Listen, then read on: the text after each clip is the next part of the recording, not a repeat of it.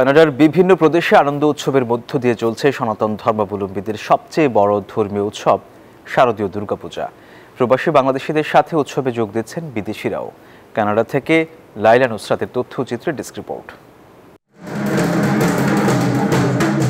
মা দুর্গার আগমনে এখন ভুবন জুড়ে বইছে খুশির আমেজ, আনন্দমধুর হাওয়া।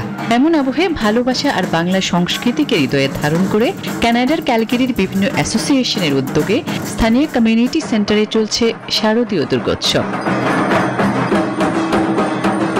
বান্ডেল থাকলে প্রতি সেনমানিতে টাকা বাঁচবে। বিকাশ সেনমানি বান্ডেল কিনে জিতুন প্রতি লেনদেনে। নবপ্রজন্মের কাছে আবহমান বাংলার কৃষ্টি, ইতিহাস, ঐতিহ্য ও জাতীয় সত্তাকে তুলে ধরে সাজানো হয়েছে পূজা মণ্ডপগুলো।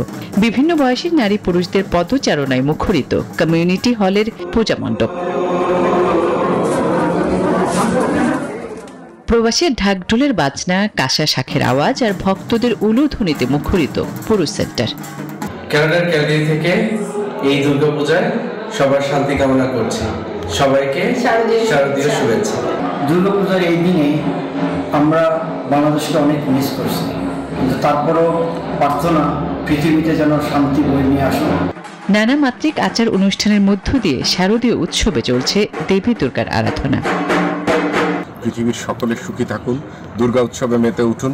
পৃথিবীর যে প্রান্তে যেখানে যে আছেন, বাঙালির প্রিয় উৎসব দুর্গা উৎসবে সবাই মেতে উঠুন। উৎসবের সাংস্কৃতিক আয়োজনে অংশ নেন বাংলাদেশ ও ভারতের স্বনামধন্য শিল্পীরা। Desk report, news 24।